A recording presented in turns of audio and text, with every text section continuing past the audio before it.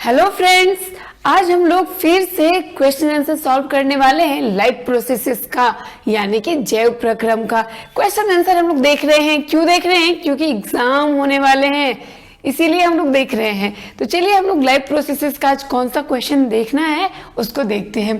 तो आपका पहला क्वेश्चन है कि मानव में वहन तंत्र के घटक कौन से हैं, इन घटकों के क्या कार्य हैं।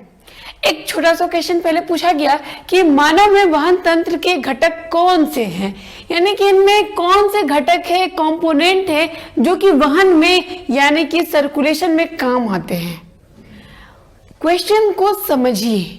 आप जितना टाइम लगाते हैं रटने में, उससे कम टाइम लगेगा आपको समझने में। अगर समझ गए तो रटने में जितना टाइम बर्बाद करते हैं वो तो बर्बाद ही नहीं होगा, इसीलिए समझ लीजिए थोड़ा। तो क्या है कि घटक जो होते हैं क्या होते हैं, कंपोनेंट्स होते हैं। तो इसमें यानी कि वहन यानी कि सर ब्लड जो हमारे अंदर घूमता है, सर्कुलेशन जो होता है वो किसी नली के द्वारा हो रहा है। ऐसे तो नहीं है कि ब्लड जैसे गंगा जी में बिना कुछ ये किए चल रही है, वैसा तो होता नहीं है। तो इसमें क्या होता है, नली लगी हुई होती है। तो हम उसी नली के बारे में पढ़ेंगे थोड़ा सा डिटेल से।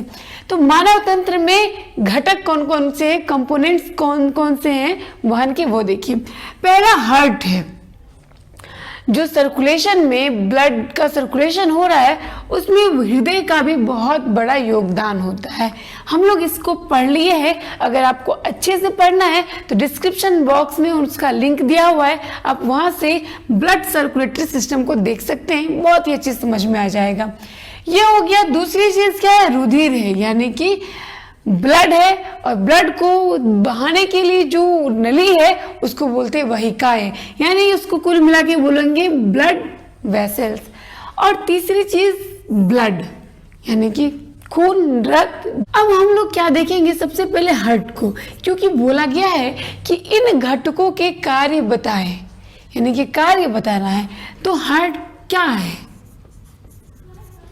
हार्ट का काम होता है पंप करना। तो ये क्या करता है, पंप करता है। पंप करता है किस चीज को पंप करता है, ब्लड को। ब्लड अगर पूछ दिया कि हार्ट का आकार कैसे होता है तो वो बंद मुट्ठी के जैसा होता है। दूसरी चीज आ गई रुधिर वहिकाएं। रुधिर वहिकाएं यानी कि ब्लड वेसल्स। ये रुधिर वहिकाएं का क्या काम है उसको समझिएगा। रुधिर वहिकाएं यानी ब्लड जो वेसल्स घूम रही है उसमें कुछ इसके छोटे छोटे पार्ट से सब मिलजुल के ये कार्य करते हैं, यानी कि ब्लड को पूरे शरीर में घुमाने का कार्य इनके कुछ कुछ छोटे छोटे कार्य करता है, वो मिलजुल के करते हैं। उन कार्यकर्ताओं का नाम क्या क्या है देखिए। पहले को बोलेंगे हम लोग धमनी, दूसरे को बोलेंगे सीरा, ठीक है। धमनियां लिख सकते हैं क्योंकि बहुत सारी धमनी है, सिराएं बोल सकते हैं। इसके बाद तीसरा हो गया केशिका। केशिका, केशिकाएं लिख देते हैं क्योंकि बहुत सारे हैं, ठीक। अब इसको कोशिका समझने की भूल मत कीजिए। ये कैपिलरीज है, आर्टरीज हो गया, ये हो गया वेन्स यानी वेन जिसको बोला जाता है, और ये हो गया कैपिलरीज। इनके कार्य को देखिए। धमनी का क्या कार्य है, ये हार्ट से बॉडी की तरफ लेके जाता है, किसको, ब्लड को, ठीक है। ध्यान से समझिएगा। धमनी का काम है कि ब्लड जब पंप हो जाता है हार्ट में तब क्या करता है कि हार्ट से बॉडी की तरफ जाने लगता है, इसमें ऑक्सीजन लेके जाता है ये। और किसको लेके जाता है, ब्लड को लेके जाता है पूरे शरीर में। अब देखिए सीरा का क्या कार्य है। सीरा का कार्य है कि जो कि ब्लड में कार्बन डाइऑक्साइड है यानी ऑक्सीजन नहीं मिला हुआ है। अब हम जानते हैं कार्बन डाइऑक्साइड कहाँ से आ रहा है। कार्बन डाइऑक्साइड जो कि आपका भोजन पचता है यानी कोशिका में जो ग्लूकोज विखंडन होता है उसके फलस्वरूप क्या हो रहा है, कार्बन डाइऑक्साइड का निर्माण हो रहा है, उस कार्बन डाइऑक्साइड को लेके पूरे शरीर से यानी पूरे बॉडी में हो रहा है, यानी कोशिका के हर एक पार्ट में कोशिका में ग्लूकोज का विखंडन हो रहा है। तो ग्लूकोज के विखंडन के फलस्वरूप जो कार्बन डाइऑक्साइड बना, उस कार्बन डाइऑक्साइड को सबको समेटते हुए पूरे शरीर से समेटते हुए क्या होता है कि ये लेके जाता है कहाँ, यानी इसको कहेंगे कि ये जाता है बॉडी से हार्ट की तरफ। किस लिए जाता है, क्या लेके जाता है, ये भी ब्लड लेके जाता है। ये क्यों लेके जा रहा है, अरे उसमें तो कार्बन डाइऑक्साइड है ना, तो उसको लेके जाएगा आपका फेफड़ा में, और फेफड़ा में क्या होगा, उसको छोड़ देगा। जो कि आप सांस छोड़ते हैं तो उसको छोड़ देते हैं बाहर, और फिर वहां से क्या करेगा, ऑक्सीजन को समेटेगा, और ऑक्सीजन को लेके जब लौटता है तो वो क्या बन जाता है, धमनी। ठीक है, तो वो क्या कर रहा है कि यहाँ से धमनी जब जा रहा है, हार्ट से ब्लड जो ऑक्सीजनेटेड है उसको लेके बॉडी की तरफ, और जो सीरा होता है वो बॉडी से हार्ट की तरफ आ रहा है, क्या लेके, कार्बन डाइऑक्साइड। तो इस चीज को भी आप लिख सकते हैं कि जो हार्ट से बॉडी की तरफ ब्लड जाता है वो रहता है ऑक्सीजनेटेड ब्लड, ऑक्सीजनेटेड, और ब्लड ऑक्सीजनेटेड होता है, और ये डीऑक्सीजनेटेड जिनेटेड। एक ऑक्सीजनेटेड ब्लड हो गया, दूसरा डीऑक्सीजनेटेड ब्लड हो गया। केशिका का क्या कार्य है, ये केशिका क्या है, केशिका है, कोशिका नहीं। ये केशिकाएं क्या कहाँ पाई जाती है, हम लोग केशिका के बारे में समझने के लिए थोड़ा सा यहाँ पे एक हार्ट बना देते हैं, बनावटी हार्ट, जिसको कि सब जानते हैं कि दिल ऐसा ही होता है, जो दिल दे चुके सनम वाला दिल है। ठीक है, तो इसमें हम देखते हैं ये हार्ट है, मान लेते हैं कि यही हार्ट है। इस हार्ट से क्या हुआ कि ब्लड वेसल्स निकला, इसको निकला तो इसको क्या बोलेंगे हम लोग, महाशिरा।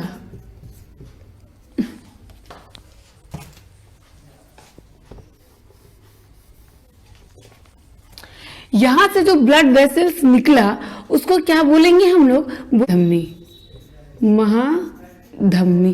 क्यों बोल रहे हैं महाधमनी, क्योंकि ये धनी है, ऑक्सीजन लेके जा रहा है। इसके बाद कुछ दूर तक जाता है तब हम उसको बोलते हैं धमनी। धमनी, धामिन नहीं समझ लीजिएगा भाई, धमनी।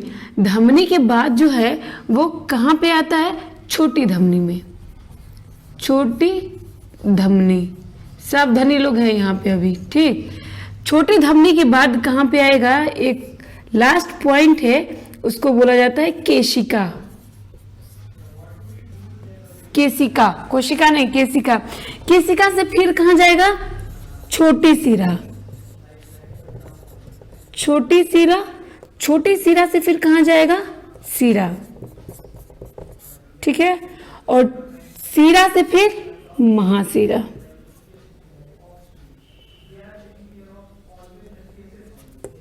महासिरा, ये इसका कार्य प्रणाली है। हम लोग इस चीज को पढ़े हैं, इसीलिए आपको फिर से थोड़े से में ही समझा दिए। ये क्या होता है, जो महाधमनी से निकलता है ना, ये नस, जिसको कि नस कहेंगे, ये बहुत मोटा होता है। इसके बाद कुछ दूर तक जाता है तो क्या होता है, बट जाता है, महीन हो जाता है, थोड़ा सा पतला हो जाता है। इसके बाद और पतला, और ये केशिका बहुत ही पतली होती है। यही केशिका यहाँ पे है, ये क्या करता है, रुधिर वाहिकाएं हैं, ब्लड को लेके जाने का कार्य कर रहा है। और इसमें धमनी, सीरा, केशिका, ये सब इसके पार्ट्स हैं। तो हम लोग इसी पार्ट्स को समझ रहे हैं। ये केशिका क्या होता है कि यहाँ से जो ब्लड वेसल्स निकला है, यानी जो कि महाधमनी है, एरोटा है, उस एरोटा को छोटे से भाग में बांट दिया गया। नहीं, और थोड़ी सी मोटा सा निकला था, थोड़ा सा पतला हो गया, फिर पतला हो गया, फिर पतला। यानी हमारे शरीर की जैसी संरचना होती है, भगवान वैसे ही हमें वेसल्स भी दिए हैं। क्या चीज का, ब्लड वेसल्स दिए हैं। ठीक है, क्यों, अब मान लीजिए कि बहुत जहां पे जरूरत हम पतला नस का, वहां पे बहुत मोटा नस दे देते तो हमारी खूबसूरती बिगड़ जाती। होता कि नहीं होता। अब मान लीजिए कि जो हाथ में दिख रहा है इतना मोटा मोटा नस, गाल पे भी उतने मोटा मोटा नस रहता, आंख में भी वैसे ही रहता, तो कैसे लगते हैं हम लोग देखने में। इसीलिए भगवान क्या किए कि जहां पे जैसे जैसे एडजस्ट होते गया ब्लड वेसल्स, वैसे वैसे उसको एडजस्ट करके इंसान को खूबसूरत बना दिए। इंसान को क्या, हर जीव जंतु को खूबसूरत बना दिए, ठीक है। तो यही केसिका है, यानी कि जहां पे धमनी जो है, छोटी धमनी जिसको बोल रहे हैं, वो देखने में अच्छा नहीं लगता, उसको छोटी सी, उससे भी छोटी, जैसे कि आंख में देख लीजिए, आंख में, जीभ में, जहां पे एकदम दिखना नहीं चाहिए, गाल वाल में देख लीजिए, जहां पे कि दिखना ही नहीं चाहिए नस, और खूबसूरती बिगड़ जाएगा उससे, भगवान वहां पे क्या कर दिए कि एकदम पतली पतली जो है बना दी वेसल्स, उसको बोला जाता है केसिका।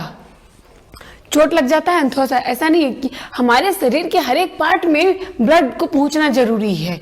तो गाल भले खूबसूरत दिख रहा हो, लेकिन इसमें क्या होता है, ऑक्सीजन की जरूरत पड़ती है, इसमें भी फूड की जरूरत पड़ती है। ये सबको ढोता कौन है, ब्लड ढोता है।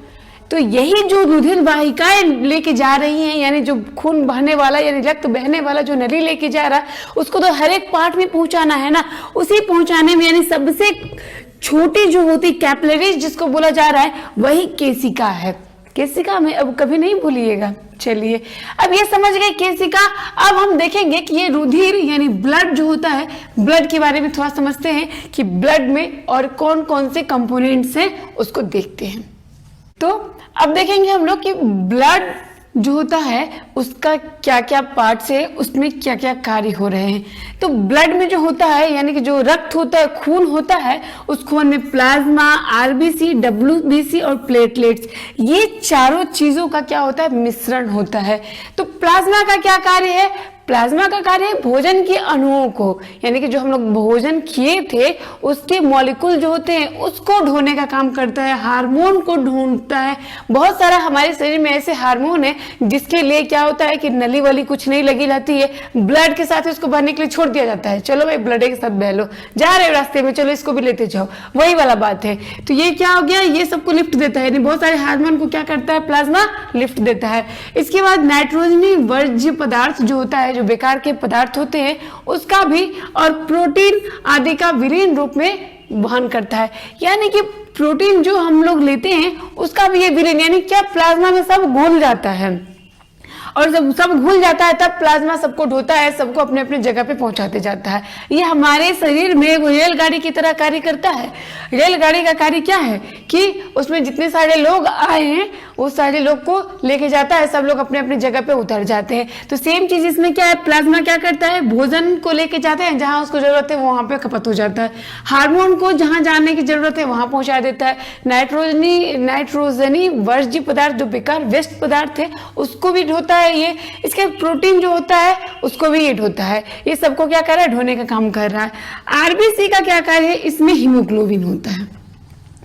हीमोग्लोबिन ही जब हम लोग ऑक्सीजन पढ़ रहे थे, यानी कि जो हम लोग पढ़ रहे थे रेस्पिरेटरी सिस्टम, उसमें पढ़े कि हीमोग्लोबिन क्या करता है, हमारे शरीर में वाहक का कार्य, ऑक्सीजन को लेके जाने का ड्यूटी हीमोग्लोबिन को मिला है। तो ये आरबीसी में हीमोग्लोबिन पाया जाता है जो कि ऑक्सीजन को लेके जाता है, यानी ऑक्सीजन को, इसका कार्य है कि ब्लड से हीमोग्लोबिन, यानी कि ब्लड आरबीसी जो होता है वो क्या करता है कि उसमें हीमोग्लोबिन होता है। हीमोग्लोबिन क्या करता है, फेफड़ा में इंतजार करता है, जैसे ही उधर से ऑक्सीजन आता है हीमोग्लोबिन उसको ले लेता है और इसके बाद हमारे पूरे शरीर को पहुंचाता है। किसके थ्रू, ब्लड के थ्रू। ये सब कुछ ब्लड में पाया जा रहा है। इसके बाद डब्ल्यूबीसी की बात करते हैं। ये क्या करता है, हमारे शरीर में डब्ल्यूबीसी लड़ाकू विमान की तरह कार्य करता है। लड़ाकू विमान कहने का मतलब ये लड़ता है, हाँ जी लड़ता है। किससे लड़ता है, रोगाणुओं से लड़ता है। अगर हमें कुछ हल्का फुल्का कुछ बैक्टीरिया हमारे अंदर आ गया, कुछ वायरस आ गया, और हमारा जो है इम्यून है वो बहुत ही अच्छा है, तो क्या करेगा, ये मार के उसको भगा देगा। भगा देने से मार के वहीं पे गुदार देगा। मर गया, इसके बाद क्या होगा, कुछ करेगा, कुछ नहीं करेगा। तो डब्ल्यूबीसी हमारे शरीर में अगर अच्छा रहता है तो क्या होता है कि वो बाहर के जो रोगाणु होते हैं उसको मार देता है और हमारे शरीर को स्वस्थ बनाने में मददगार होता है। प्लेटलेट का क्या कार्य है, प्लेटलेट जो होता है उसका कार्य होता है, जैसे कि कब काम इसका आता है प्लेटलेट का, मालूम। अब देखिए कभी हम लोग को क्या होता है, चोट लग जाता है, चोट लग गया और ब्लड निकलने लगा। तो ब्लड जैसे निकलने लगता है तो क्या होता है, थोड़ा मोड़ा चोट लगा है, मान लो बोलती है दवाई लगा लो, ऐसे ठीक हो जाएगा। दवाई क्या लगाना है, ऐसे बंद हो जाता है, नहीं मुझे चोट लगा है। तो ये हम इसलिए बोलते हैं क्योंकि हमें विश्वास है कि हमारे अंदर प्लेटलेट महाराज है और वो ठीक कर देंगे। तो क्या करता है ये कि ब्लड, जैसे ही ब्लड बहता है जहाँ पे, अगर वो बह रहा है, कट गया कहीं पे, तो वो ब्लड को थक्का जमाने में मदद करता है ताकि ब्लड जो है और भी बहुत ज्यादा नहीं निकल जाए। थोड़ा सा ब्लड निकलता है, इसके बाद देखिए वहां पे जम जाता है, तो ये उस ब्लड को जमाने में प्लेटलेट हमारा मददगार होता है। तो ये आपका जो क्वेश्चन था कि मानव में वहन तंत्र के घटक कौन से हैं, इन घटकों के क्या क्या कार्य है, इस चीज को हम लोग उम्मीद है बहुत ही अच्छे से समझ गए। चलिए अब हम लोग नेक्स्ट क्वेश्चन को देखते हैं कि दूसरा क्वेश्चन क्या है।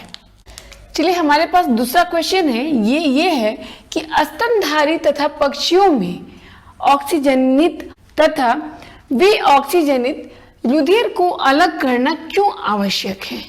यानी कि जो ऑक्सीजनेटेड ब्लड है और डीऑक्सीजनेटेड ब्लड है वो दोनों को अलग करके क्यों रखा जाता है। तो सबसे पहले हमें ये जानना पड़ेगा कि हमारे हार्ट में जो होते हैं ना 4 चेंबर होते हैं। ऊपर वाले को क्या बोलते हैं, अलिंद, अलिंद हो गया, नीचे वाले को नीलय। आप इस चीज को अच्छे से भी याद कर सकते हैं कि अलिंद मतलब अ है तो ऊपर और न है तो नीचे, ठीक है, अलिंद और नीलय। चलिए इस चीज को देखिए क्या कि हमारा जो ये हार्ट है इसमें 4 चेंबर है, ये एक दूसरे से ना मिलने नहीं देता है। जो क्या कहेंगे उसको, उभयचर जो होते हैं, उभयचर में क्या होता है 3 होता है, ठीक है। इनका बॉडी का स्ट्रक्चर इस प्रकार बना हुआ है जो कि अगर जो मिल भी जाए थोड़ा बहुत तो ये लोग उस चीज को बर्दाश्त कर सकते हैं, लेकिन हम नहीं कर सकते। मछली जो होती है उसमें क्या होता है 2 ही चेंबर होता है, ऊपर और नीचे। तो इनका भी बॉडी स्ट्रक्चर वैसे ही बना हुआ है कि अगर मिल जाए तो कोई दिक्कत नहीं है। तो क्या हो गया कि जैसे सरीसृप हो गया या फिर उभयचर हो गया उसमें 3 होता है, मछली जो होती है उसमें 2 होता है, लेकिन जो पक्षी होते हैं, स्तनधारी होते हैं, उनमें क्या होता है 4 होता है। ये क्या कार्य करता है मालूम, यानी कि ये जो बनाया गया है इसको बोलेंगे हम लोग कि बाया अलिंद है, ये बाया हो गया, बाया, और ये हो गया दाया, ठीक, ये हो गया दाया। तो इसमें क्या होता है कि ये बॉडी में यहाँ से ब्लड जो होता है आता है जो कि डीऑक्सीजनेटेड होता है, और डीऑक्सीजनेटेड ब्लड यहाँ से आएगा तो नीचे निलय में आएगा, अलिंद से आता है नीचे निलय में, और निलय से फिर क्या होता है पंप होके ये क्या होता है कि चला जाता है कहाँ, इसमें डीऑक्सीजनेटेड ब्लड है यानी कि उसमें ऑक्सीजन नहीं मिला है तो वहां पे चल जाता है कहाँ पे, यहाँ पे जाता है फेफड़ा में, ठीक है, जहां से इसको ऑक्सीजन उठाना है तो यहाँ पे जाता है, और फिर यहाँ से जो रिटर्न होके आता है वो रिटर्न होके आता है ऐसे, फिर यहाँ से पंप मारता है और पंप मार के फिर हमारे शरीर को मिलता है। ये क्रिया इसलिए होती है ताकि देखिए इस क्रिया में कहीं भी ऑक्सीजनेटेड और डीऑक्सीजनेटेड नहीं मिलता है। ये क्यों नहीं मिलता है, इस चीज का आंसर ये है कि देखिए हमारे शरीर में क्या होता है, ऊर्जा की आवश्यकता होती है। हमारे शरीर में एनर्जी, यानी हमारे शरीर को गर्म, हम लोग अपने शरीर को हमेशा गर्म महसूस करते हैं, लेकिन जाके देखिए सांप का शरीर क्या होता है, ठंडा होता है। मेढक का भी शरीर क्या होगा, ठंडा होगा। वो लोग का अगर ब्लड जो है ऑक्सीजनेटेड और डीऑक्सीजनेटेड मिल जाता है तो भी बहुत हद तक वो लोग बर्दाश्त कर सकते हैं, लेकिन हमारा जब मिल जाएगा तो हमें एनर्जी नहीं मिल पाएगी।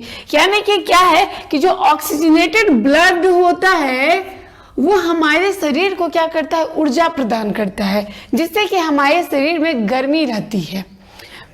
पक्षियों को भी छुइएगा तो देखिएगा उसका शरीर गर्म रहता है। तो ये कुल मिला के हम ये बोलेंगे कि ऑक्सीजनेटेड और डीऑक्सीजनेटेड रुधिर को यानी ब्लड को अलग करना इसलिए आवश्यक है ताकि हमें ज्यादा से ज्यादा ऊर्जा मिल सके। किससे, ऑक्सीजन से। कार्बन डाइऑक्साइड तो हमें पचता ही नहीं है। कार्बन डाइऑक्साइड क्या होता है, हमारे शरीर से निकल जाता है, हम उसका कोई यूटिलाइज अपने शरीर में नहीं कर सकते। अगर ग्लूकोज विखंडन के समय बन भी जा रहा है तो उसको हम लोग बाहर फेंक दे रहे हैं, क्योंकि हमें नहीं चाहिए भाई। इस किसको चाहिए, ये चाहिए पेड़ पौधों को, हमें तो नहीं चाहिए, इसलिए ये हमें पचता ही नहीं है। तो जब हमें पचेगा ही नहीं तो हम इस चीज को क्यों रखेंगे। तो इसीलिए इस चीज को हमेशा अलग करके रखा जाता है। ऑक्सीजनेटेड ब्लड हमारे पूरे शरीर में घूमता है और डीऑक्सीजनेटेड को निकाल के बाहर फेंक दिया जाता है। यानी कि हम लोग कैसे करते हैं कि उसको फेफड़ा से ऑक्सीजन को बाहर निकाल देते हैं नाक के द्वारा। ठीक, तो ये इसका आंसर यही हो गया। तो अगर आप लिखना चाहें तो लिख सकते हैं कि अगर लिखना चाहे तो हम ऐसे लिख सकते हैं कि अब देखिए इस चीज को और भी जोड़ना है। अगर लिख दिए है यहाँ पे कि शरीर को उच्च दक्षतापूर्ण ऑक्सीजन की पूर्ति करता है क्योंकि स्तनधारी और पक्षियों को अपने शरीर का तापक्रम बनाए रखने के लिए निरंतर ऑक्सीजन की जरूरत पड़ती है, यानी ऊर्जा की जरूरत पड़ती है। उस ऊर्जा का पूर्ति करने के लिए हमेशा क्या होता है, इसकी आवश्यकता होती है। किसकी? ऑक्सीजन की आवश्यकता होती है। तो तापक्रम को बनाए रखने के लिए निरंतर उच्च ऊर्जा की आवश्यकता होती है। इसी वजह से क्या होता है कि ऑक्सीजनेटेड और डीऑक्सीजनेटेड को अलग कर दिया गया है। अब हम लोग अलग नहीं किए, भगवान ही अलग कर दिए। भगवान को पहले से ही मालूम था कि ये हम जिस चीज की रचना कर रहे हैं उसको ऐसे ही आवश्यकता है कि इसका जो हार्ट है, यानी ये हार्ट हो गया, ये हार्ट को 4 चेम्बर में बांट देंगे, तब जाके ये जीव जीवित रहेगा। हर किसी का देखिए, सांप का 3 होता है, उभयचर होते हैं उनके भी 3 होता है, हमारा तो 4 होता है, मछली होती है उसको 2 ही होता है। उसमें मिल गया ऑक्सीजनेटेड डीऑक्सीजनेटेड, उसको कुछ फर्क ही नहीं पड़ता है। लेकिन हमारे अंदर क्या होता है, फर्क पड़ता है। हमें हमेशा गर्मी की आवश्यकता है, एनर्जी की आवश्यकता है।